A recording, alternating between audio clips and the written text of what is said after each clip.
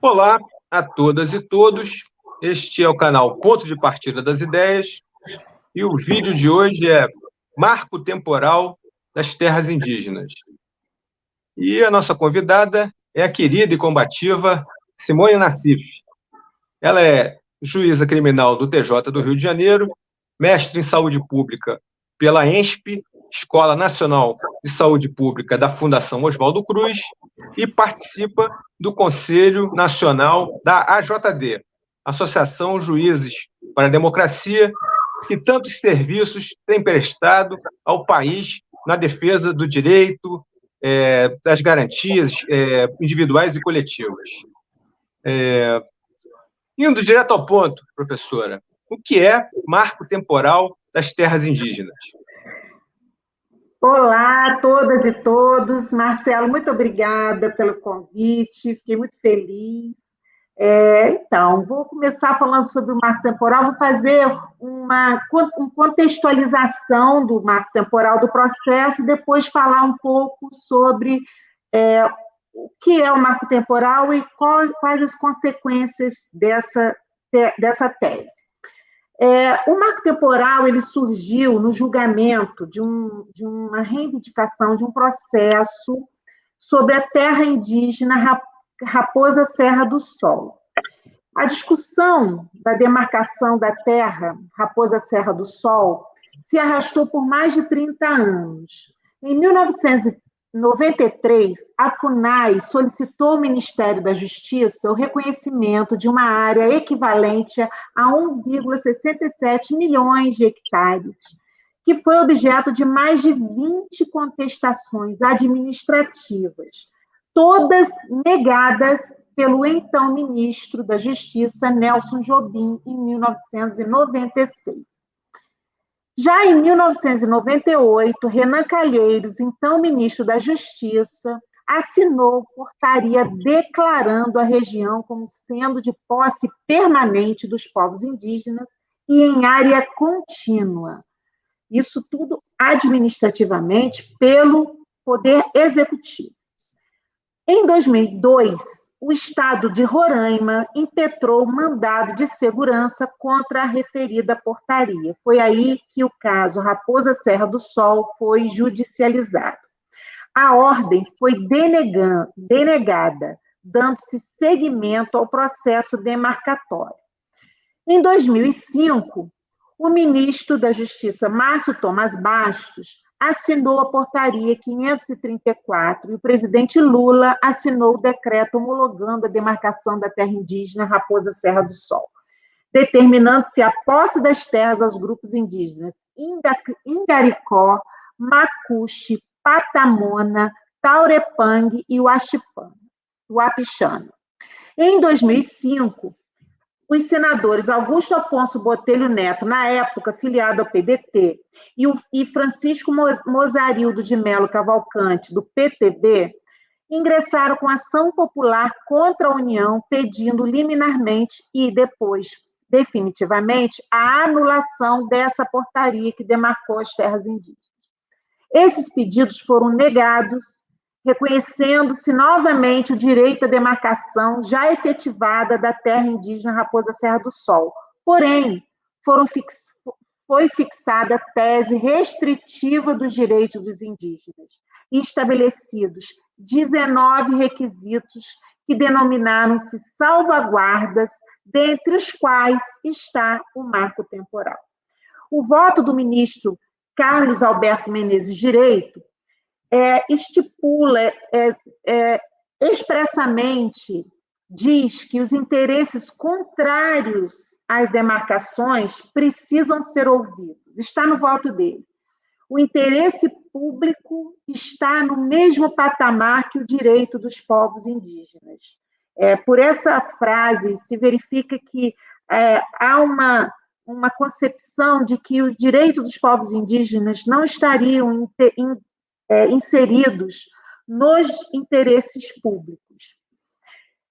Para ele, é imprescindível definir prerrogativas e restrições para que seja definido o que é terra indígena. E aí fixou as condicionantes. A tese do marco temporal ela impõe a comprovação pelos indígenas da ocupação tradicional desse perímetro reivindicado na data da promulgação da Constituição Federal. Então, o STF define como pré-requisito indispensável para a proteção da terra jurídica de determinada terra indígena que os indígenas comprovem que estavam ocupando tradicionalmente aquelas terras naquele dia. Isso, em direito processual, se chama de exigência de prova leonina, de prova diabólica, uma prova quase que impossível de se fazer, por vários motivos. Primeiro, porque, e o que é mais importante, os indígenas sofreram, desde a colonização, um processo de extinção, de genocídio, de expulsão de suas terras. Durante todo o século XX, a política indigenista foi a de expulsão dos indígenas de suas terras e confinamento em reservas. Reservas que não abrangiam todo um território que permitiam que os indígenas conservassem o seu modo de viver. Durante a ditadura militar, iniciada com o golpe empresarial militar de 1964, e que durou até 85, durante todo o período da ditadura, os indígenas sofreram expulsão, também genocídio, vivenciamos e presenciamos genocídio dos povos indígenas até os dias de hoje. O último, mais televisionado, é o caso dos Yanomami. Mas, durante a ditadura, esse processo foi muito violento. A expulsão dos indígenas de suas terras, a ocupação por grandes fazendeiros das terras indígenas foi um processo de muita violência. E isso impedia de que os indígenas estivessem ocupando as terras de forma tradicional. Não se pode exigir que os indígenas permanecessem num território em que eles estavam sendo dizimados. Por outro lado, existem uma multiplicidade muito grande de formas de viver e de culturas indígenas. Não se pode pensar que os povos indígenas são uma cultura única. Eles são múltiplos. Hoje em dia, nós temos mais de 300 línguas faladas no Brasil. O Brasil tem mais de 300 línguas indígenas. Existem quase 300 povos indígenas mapeados, reconhecidos, conhecidos, que têm cada um a sua especificidade. E muitos deles entendem como resistência uma retirada do local. Muitos deles se retiraram do local, não são de cultura de confronto. Então, tudo isso tem que ser considerado. Além disso, como exigir dos povos indígenas que promovam provas admitidas numa legislação que é não indígena, que é uma legislação europeizada, é uma legislação capitalista, que exige como prova instrumentos que não são do dia a dia dos indígenas. Como exigir deles essa prova? Não existem documentos, não existem fotografias. Os indígenas ocupam as terras de forma tradicional, de forma anímica, é uma relação afetiva com as terras. Então, essa exigência de produção de prova naquele momento é uma exigência que praticamente impossibilita o reconhecimento das terras, da posse indígena, das terras indígenas.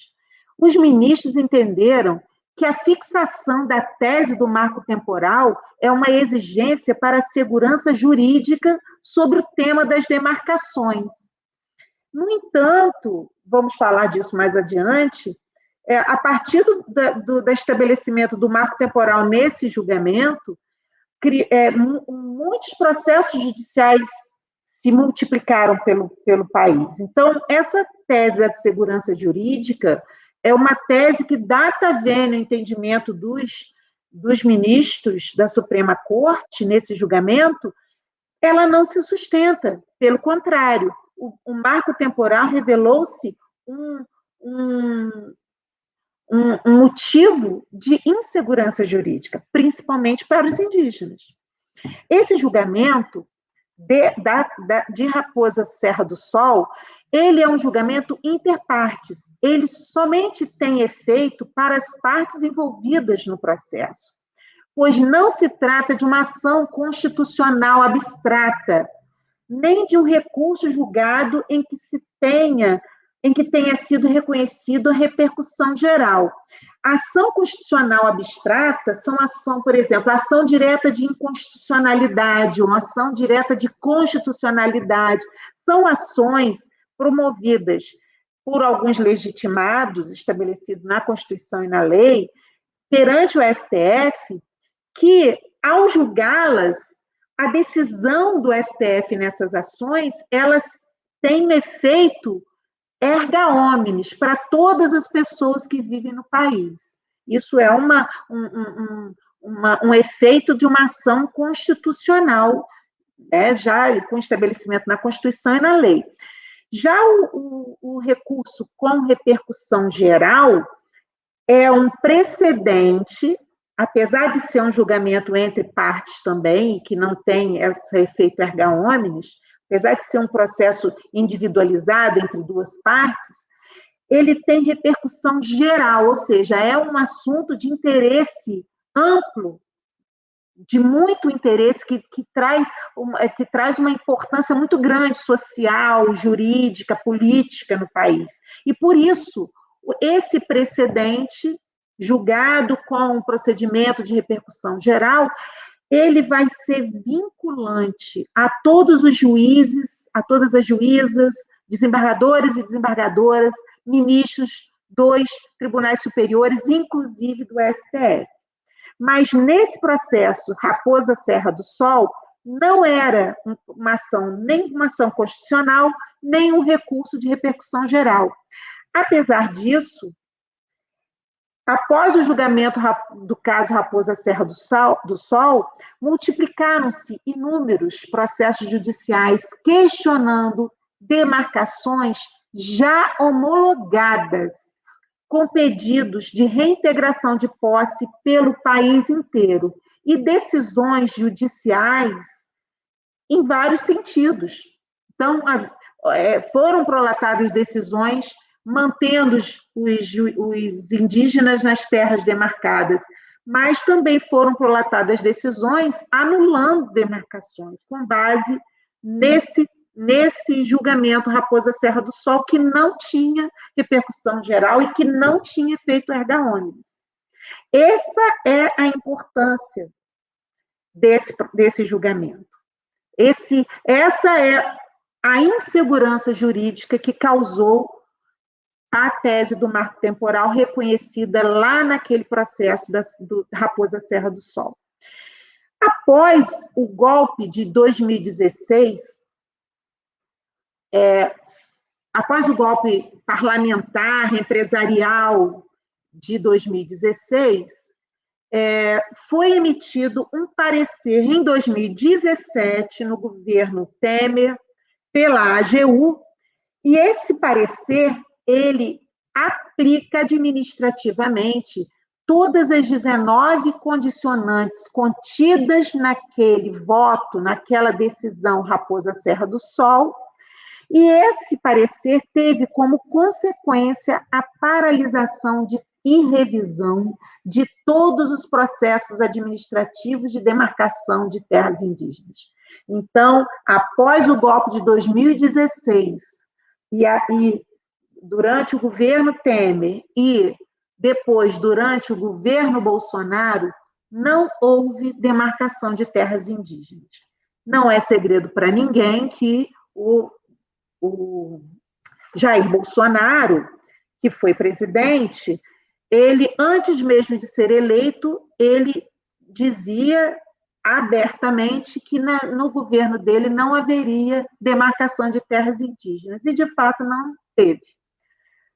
Mas com base no parecer da AGU de 2017, logo após o golpe, e que fez aplicar administrativamente todas as condicionantes do caso Raposa Serra do Sol, inclusive o marco temporal. Como eu disse, o caso Raposa Serra do Sol multiplicou ações judiciais no Brasil inteiro, e num desses inúmeros processos judiciais é o referente ao território Ibirama-Laclânio, em Santa Catarina. A luta por esse território vem desde os anos de 1990. O povo Xoclengue sempre defenderam que a terra era deles. É uma terra que sempre foi reivindicada pelos indígenas. O caso em discussão, que está em discussão no STF, teve início em 2009 com uma ação de reintegração de posse movida pela então Fundação do Meio Ambiente, Fátima, atual Instituto do Meio Ambiente de Santa Catarina, IMA. A área reivindicada pelo Xoclengue é sobreposta à da reserva e já identificada como parte da terra indígena Ibirama-Laclânio. A linha de demarcação do território começou a ser desenhada, mas o Estado de Santa Catarina entrou com um pedido de reintegração de posse. Desde 2013, o traçado encontra-se paralisado. Esse processo chegou ao STF porque foi interposto recurso extraordinário, número 1017365, em fevereiro de 2019. No juízo de admissibilidade desse recurso, ao receber o recurso no STF, o relator reconheceu a repercussão geral da questão constitucional. Lembra? Falei anteriormente sobre a repercussão geral. Isso significa que o julgamento desse recurso consistirá num precedente que vinculará todas as magistradas e magistrados do Brasil, desde o primeiro grau até os tribunais superiores e mesmo o próprio STF. Essa é a importância do caso que está submetido ao STF. Esse assunto, esse tema, essa tese, também é objeto do projeto de lei 470, que estava há muito tempo em trâmite, paralisado lá na Câmara, mas que, com a designação da data para o julgamento, no dia 7 de junho passado, a Câmara aprovou o processo de urgência e aprovou o projeto de lei na Câmara, aprovando o marco temporal como requisito para a demarcação das terras indígenas. Há muita discussão sobre isso. Esse projeto, no meu entendimento, eu já adianto, é um projeto inconstitucional. A tese do marco temporal, no meu entender, é uma interpretação inconstitucional, que eu vou falar um pouquinho mais adiante, já adianto isso. Então, esse projeto de lei ainda vai ser submetido a julgamento pelo Senado. Se for aprovado, ainda vai ser encaminhado ao presidente da República, que, acredito, vetará, mas esse veto poderá ser derrubado novamente no Congresso Nacional e o projeto de lei se transformar em lei. No entanto, se esse projeto de lei se transformar em lei, ou seja, se o marco temporal for realmente se converter em lei, essa lei poderá ser questionada junto ao STF, aí sim, numa ação constitucional, uma ação de declaratória de inconstitucionalidade dessa futura lei, que é inconstitucional, já já adianto para vocês. Nesse recurso, voltando ao recurso que está sob julgamento do STF, o Ministério Público Federal, a Procuradoria-Geral da República, apresentou parecer pela insustentabilidade da tese do marco temporal. Esse é o estado de coisas, é esse o caso que está submetido ao STF. A posse dos indígenas, a posse das terras pelos indígenas, o direito dos indígenas às suas terras, está declarado no artigo 231 da Constituição Federal, que reconhece aos indígenas a sua organização social, os seus costumes, línguas, crenças, tradições e os direitos originários sobre as terras que tradicionalmente ocupam. Essa palavra tradicionalmente ocupam, tradicionalmente é uma palavra que tem um conteúdo, e esse conteúdo não é temporal. Né? Primeiro que não se pode dizer que uma tradição iniciou numa data específica. Essa é o mais elementar, né? Mas a palavra tradicional, essa palavra inserida no texto constitucional, ela tem um conteúdo antropológico, religioso, cultural, anímico, afetivo, familiar, porque os indígenas, eles ocupam as terras, eles não ocupam as terras da mesma maneira que os não indígenas ocupam. A ocupação das terras pelos indígenas é totalmente diferente da ocupação capitalista da terra. A ocupação, o cercamento das terras, o cercamento capitalista das terras, ele pressupõe a exclusão, né? A propriedade privada, apesar de ser garantida como direito fundamental na nossa Constituição, a propriedade privada, ela exclui todas as outras pessoas do direito àquelas terras. No entanto, a posse dos indígenas com as terras é uma relação de amor, de afeto, é uma relação de existência, é uma relação simbiótica. Eles existem com as terras. Eles não usam as terras para explorar, esgotar, oprimir, para estabelecer uma relação vertical de dominação e exploração com outros seres humanos a partir da posse dessas terras. Não é essa a posse. E porque não é essa a posse dos indígenas, ela não pode ser tratada como a posse privada é tratada. A posse das terras indígenas é uma posse que ultrapassa a questão de propriedade.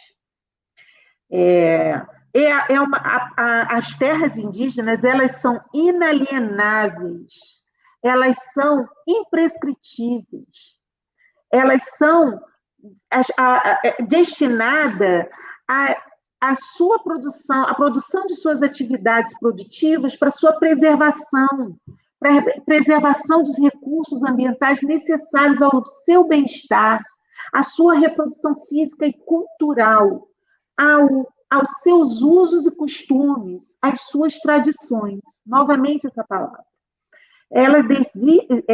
Elas destinam-se a uma posse permanente. Só podem ser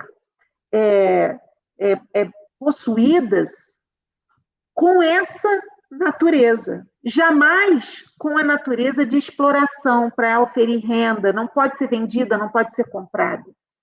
Elas são inalienáveis, indisponíveis, imprescritíveis. Então, a tese do marco temporal, ela decorre de uma interpretação inconstitucional, porque existem normas, existem regras, existem princípios que norteiam a interpretação constitucional. E há um princípio muito importante, um dos primeiros princípios, é o princípio da máxima efetividade da norma constitucional. Então, se o artigo 231 estabelece que os indígenas têm direito, que os direitos originários sobre as terras tradicionalmente ocupadas pelos indígenas são assegurados e reconhecidos, esse dispositivo ele tem que ter uma interpretação que tenha uma máxima efetividade, não que ele seja restringido. Esse dispositivo ele estabelece um direito fundamental, ele é uma cláusula pétrea. Então, o seu sentido não pode ser restringido nem por lei, muito menos por uma decisão constitucional, uma decisão judicial. Então, essa interpretação do marco temporal, ela é uma interpretação, como o Ministério Público Federal disse que não se sustenta, ela não se sustenta porque ela é inconstitucional, porque ela nega normatividade à norma constitucional, ela nega máxima efetividade à norma constitucional. Esse artigo 231, preciso dizer, é um artigo inserido desde o Constituinte originário. Ele nasceu com a Constituição de 88.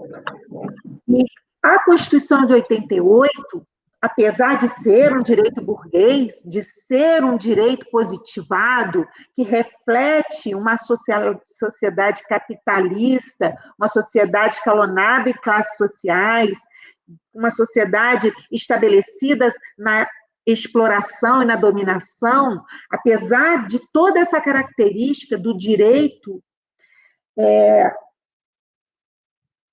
nós não podemos, e aí eu trago aqui as lições de Joaquim Herrera Flores, de Miguel Baldez, que não podemos abrir mão das infiltrações democráticas, das infiltrações insurgentes que conseguimos conquistar e inserir na legislação burguesa. Então, o artigo 231 da Constituição Federal, muito embora os indígenas sejam muito mais do que está expresso ali no artigo 231, esse artigo 231 é uma infiltração da luta dos indígenas. É uma conquista, não é um direito dado, é uma conquista dos indígenas. Sendo uma conquista dos indígenas, tem que ser interpretado de acordo com a sua luta, com a luta que fundamenta a inserção desse artigo na Constituição. O marco temporal, ele decorre de uma concepção pragmática da administração dos processos envolvendo a posse das terras reivindicadas pelos indígenas. Consiste num critério temporal inexistente na Constituição. Inexistente.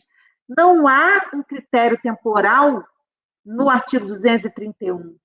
E não podemos restringir o conceito de terras tradicionalmente ocupadas a uma data.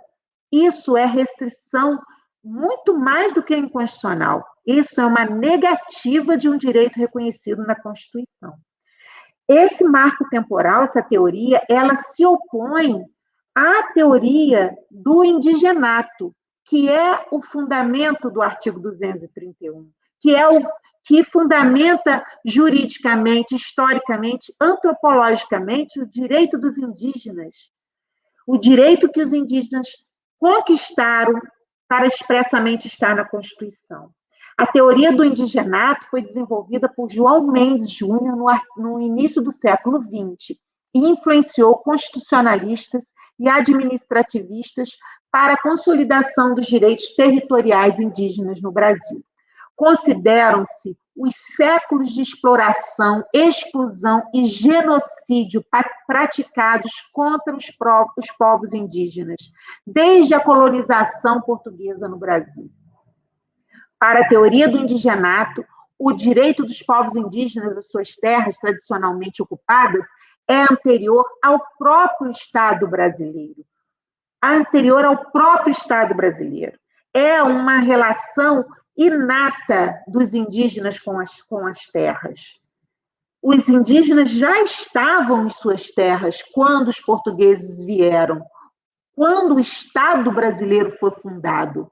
O Estado fundado na Constituição de 88, quando foi fundado na Constituição de 88, os indígenas já ocupavam suas terras, tradicionalmente.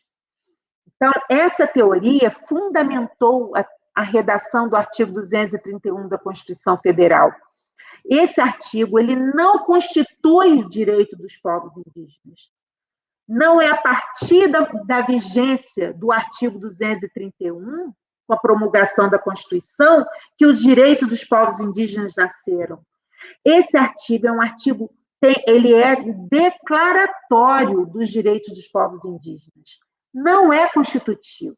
Logo, o Estado tem o dever de demarcar e declarar os limites espaciais desse território, levando em conta a tradicionalidade da posse dos povos indígenas.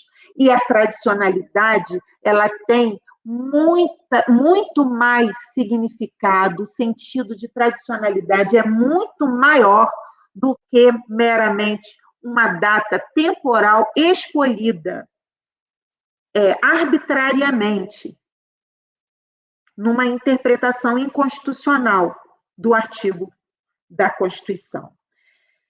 Os povos indígenas são reconhecidos pela ONU e por todo o mundo como guardiães das florestas, das águas, das vidas e do meio ambiente em geral.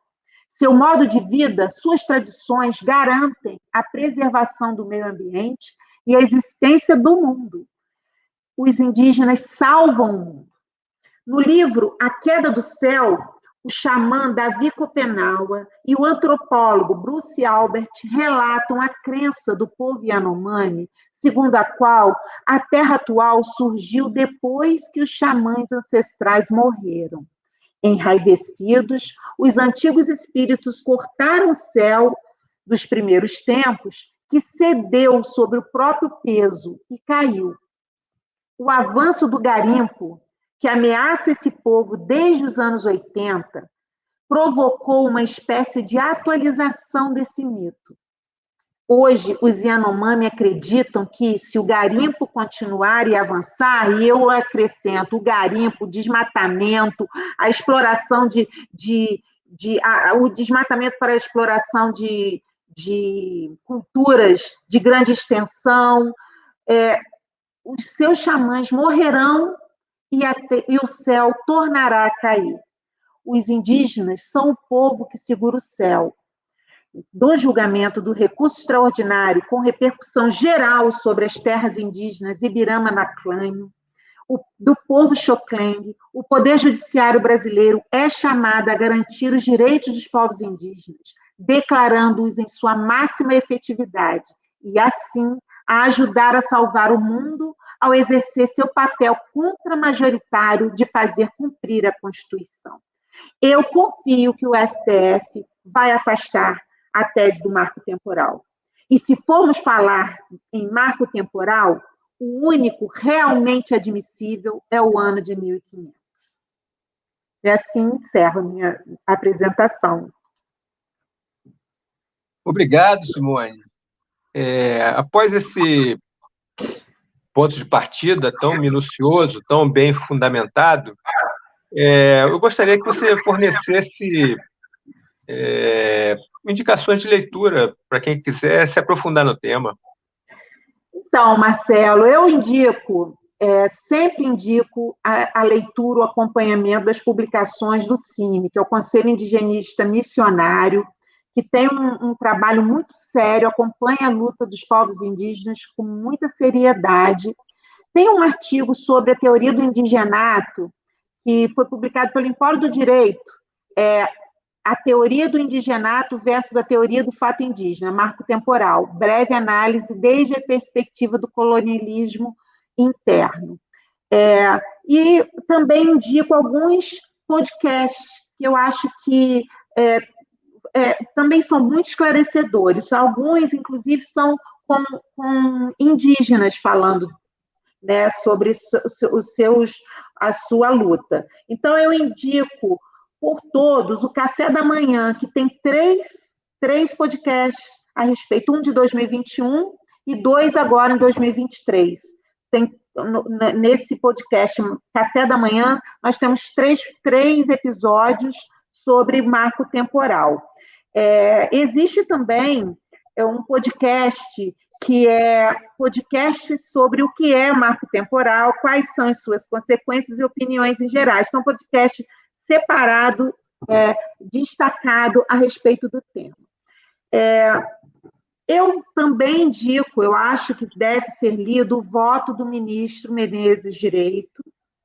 Eu acho importante ler para conhecer, para compreender que o marco temporal nada mais é do que a escolha de uma data arbitrariamente pelo Poder Judiciário e que ele nega os direitos dos povos indígenas. Obrigado, muito obrigado, viu, Simone?